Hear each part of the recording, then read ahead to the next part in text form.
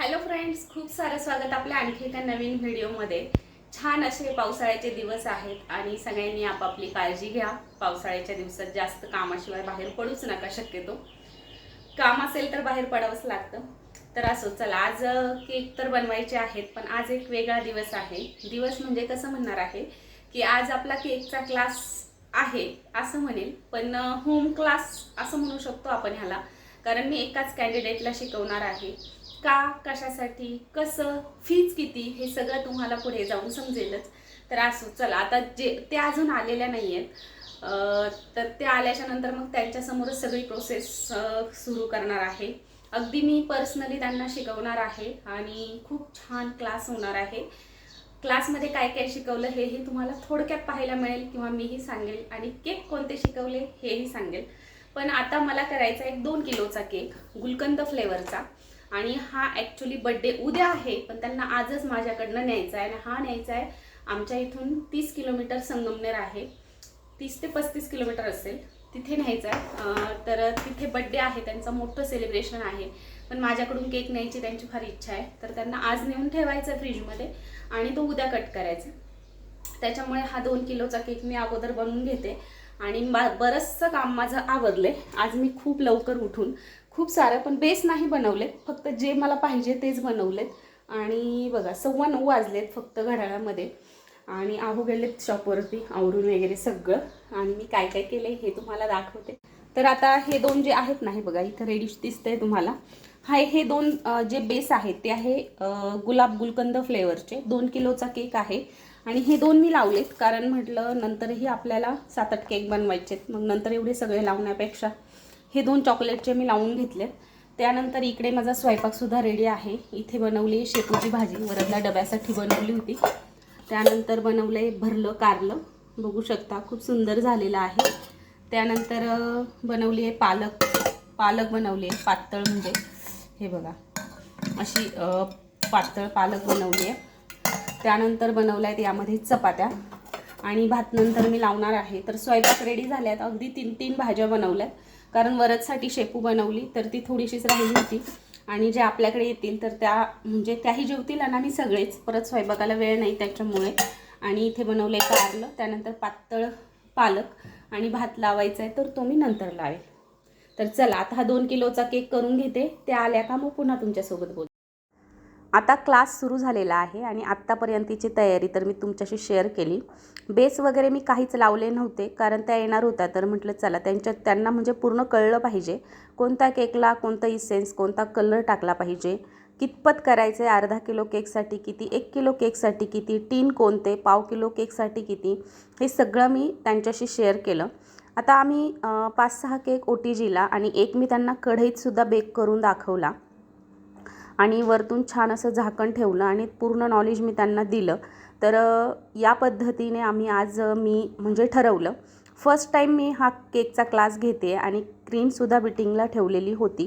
Cream जी आहे ती म्हटलं बीट करून ठेवावी, आणि नंतर मी हाताने बीटरने सुद्धा त्यांना क्रीम बीट करायला करून दाखवली कशी करायची, कारण बीटर त्यांच्याकडे होतं, त्यांनी त्यांचंच बीटर आणलेलं होतं। आता त्यानंतर केकचं कटिंग मी शिकवत होते, मी नाईफने शिकवलं, पण नाईफने इतकं फारसं त्यांना नाही जमलं। फर्स्ट टाईम नाहीच जमत कुणालाच, कसं असतं कधीही माणूस म्हणजे प्रॅक्टिसने परफेक्ट होतो। तर आता त्यांनी जे थ्रेड आहे तर थ्रेडने एकदम व्यवस्थित मी त्यांना केकचं कटिंग शिकवलं। आणि आता नंतर मग आयसिंग आम्ही करत होतो, तर आयसिंगचं सुद्धा मी त्यांना शिकवत होते। आता हा कदाचित आम्ही मँगो फ्लेवर करत होतो। तर माझं कसं होतं की मला शॉपला केक बनवायचे असतात, आणि इतर वेळी मला आता पहिले मी केकच्या क्लासच्या बॅचेस घ्यायची, तुम्ही बघायचे, तर तशा बॅच घेणं आता पॉसिबल नाही। तर तुम्ही म्हणाल की ताई असा एकटीचा क्लास तू कसा घेतेस आज, तर मी आता असंच ठरवलेलं आहे। इतके सारे मी बोलवायचे आणि त्यांना केकचा क्लासेस घ्यायचे, तर तसं आता पॉसिबल नाही, कारण त्याच्यासाठी माझ्या हाताखाली कोणीतरी हवं। आणि आता माझ्या हाताखाली दीदी नाही आहे, कारण ती आता नसते घरी, आणि एकट्याचं तर कामच नाही। आणि सगळ्यात महत्त्वाची गोष्ट म्हणजे सगळ्यांना एकाच वेळी पॉसिबल नाही होत, प्रत्येकाला काही ना काही अडचणी, काही ना काही वेळ नसतो, म्हणजे काही ना काही असतं.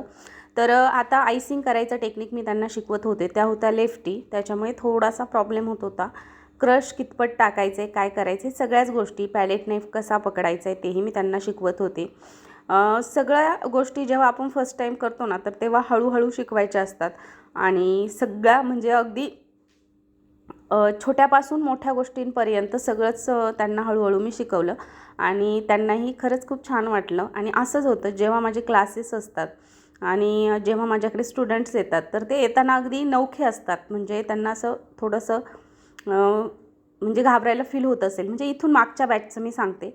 आणि जेव्हा त्या माझ्या घरी येतात आणि दिवसभर माझा त्यांच्याशी कॉन्टॅक्ट येतो, तर तेव्हा ते अगदी म्हणजे घरातल्या मेंबरसारख्या होऊन जातात. इथून मागचा माझा अनुभव आहे आणि याही ताईंसोबत तसंच झालं.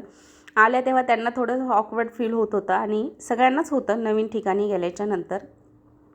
तर आता पॅलेट नाईफ कसा पकडायचा, साईडने फिनिशिंग कशी करायची, त्याच्यानंतर म्हणजे कसं करायचं हे सगळंच मी त्यांना सांगत होते. त्या थोड्याशा लेफ्टी असल्यामुळे नंतर अगोदर समजलं नाही, नंतर बरोबर त्यांच्याही लक्षात आलं. आता हा केक आम्ही बनवतो आहे डॉल केक. फ्लेवरचे केक आम्ही सगळे बनवले. डॉल केक जो आहे ना, तर तो आम्ही आता बनवतो आहे.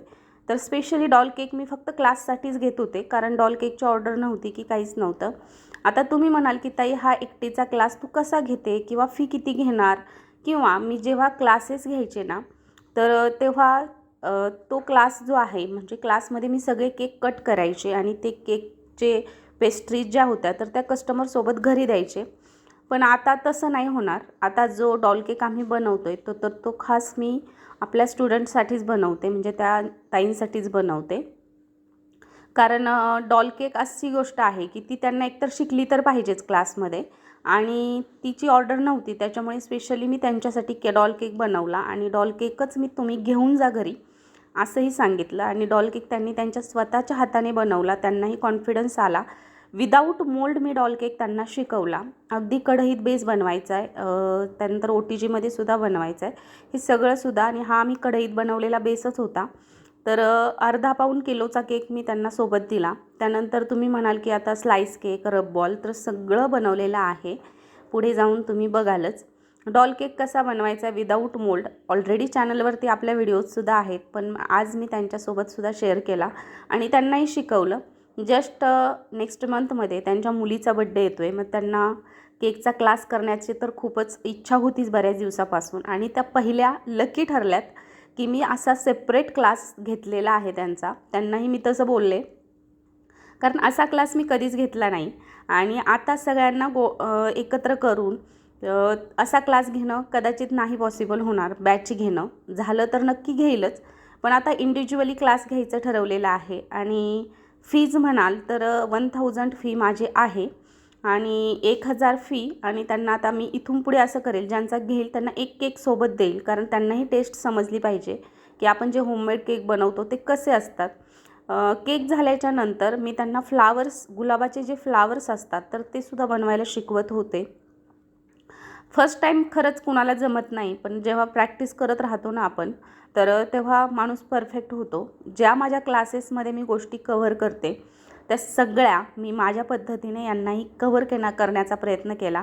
त्याचसोबत मी त्यांना नोट्ससुद्धा प्रोव्हाइड केल्या आणि खूप छान दिवसभर आम्ही एकमेकींसोबत केक केले आणि मलाही छान वाटलं. म्हणजे एक वेगळा एक्सपिरियन्स होता हा खरं तर माझ्यासाठी. पण असो, केकचे मी सगळे फ्लेवर त्यांच्यासोबत शेअर केले. त्यांनाही घरी जाऊन कळलं पाहिजे. प्लस मी कोणतं कसं करायचं आहे, त्याच्यानंतर बघा किती डिटेलमध्ये मी त्यांना फ्लावर शिकवते. पण जेव्हा येतं ना तेव्हा एक वेगळा कॉन्फिडन्स असतो. तर या पद्धतीने आमचा हा दिवस जो आहे क्लासचा तो खूप छान गेला आणि फर्स्ट टाईम असा आम्ही बनवला. तर आम्ही हसतसुद्धा होतो, कारण वेगवेगळे फ्लावर्स बनवत होते, कधी झेंडूचं, कधी गुलाबाचं. असो, या पद्धतीने त्यानंतर आम्ही घेतले रब बॉल बनवायला. रब बॉल बनवण्यासाठी इथे मी चॉकलेटचा स्पॉन्ज घेतलेला आहे अर्धा किलोचा. हा स्पॉन्ज आम्ही गॅसवरती बेक केला, कारण दिवसभर तुफान पाऊस चालू होता आणि लाईट्स नव्हत्या. तर या ताई 7-8 किलोमीटरवरून आलेल्या होत्या. म्हणजे पुन्हा त्यांना जायचंही होतं आणि पाऊसही सुरू होता, सगळ्याच गोष्टी होत्या. पण क्लास करायचा म्हटलं तर मग त्यापुढे काहीच नाही. तर असो त्यात म्हणजे छान दिवसभर आम्ही छान एकमेकींना कोऑपरेट करून सगळे केक बनवले. त्यांच्याकडनंही बऱ्यापैकी त्यांना सांगितलं. आणि आता हे रब बॉल आम्ही बनवत होतो, हे विदाऊट बिटर. ऑलरेडी बिटर त्यांच्याकडे आहे, पण जेव्हा नवीन म्हणजे इथून मागचे स्टुडंट्स जे होते ते रब बॉल आणि स्लाइस केकचं मटेरियल घ्यायचे पहिले आणि लगेच बनवून पाहायचे. कारण जेव्हा आपण शिकतो तेव्हा लगेच बनवून बघण्याची इच्छा होते. पण लकीली या ताईंकडे बिटर आहे, मग त्यामुळे त्यांनी मटेरियलसुद्धा नेऊन क्लासच्या आधीच आपले व्हिडिओज बघून एक दोन केक त्यांनी ट्रायसुद्धा केलेले आहेत. पण म्हणतात ना की थोडंसं जेव्हा आपल्याला परफेक्ट नॉलेज येतं तर तेव्हा एक गोष्टी वेगळ्या असतात. म्हणजे सोनार आणि कान टोचलेले बरे असतात असं म्हणतो ना, ते तशाच पद्धतीने. तर आता छान असे क्रम्बल्स झाल्याच्या नंतर त्यामध्ये चॉकलेट सिरप ॲड करायचे. इतकं करायचे की आपल्याला एक छोटासा त्याचा बॉल तयार करता आला पाहिजे. तर या पद्धतीने बघा छान असं आपल्याला सगळीकडून क्रम्बल्समध्ये चॉकलेट सिरप मिक्स करायचे. कमी जास्त क्वांटिटीनुसार तुम्ही करू शकता. लहान मुलांना हे प्रचंड खायला आवडतात. याला कुठलंही बिटरची गरज नाही आणि झटपट होतात. मी बनवल्याच्या नंतर मग बाकी सगळेच केक आम्ही वरती काढले. तर इथे मँगो आहे, त्यानंतर स्ट्रॉबेरी आहे, पायनॅपल आहे, ब्लॅक फॉरेस्ट आहे, बटरस्कॉच आहे, डॉल केक आहे, स्लाइस केक, रब बॉल आणि व्हाईट फॉरेस्ट सगळे केक बनवले आणि डॉल केक त्यांना सोबत दिला. तुम्हाला हा क्लास कसा वाटला कमेंट करून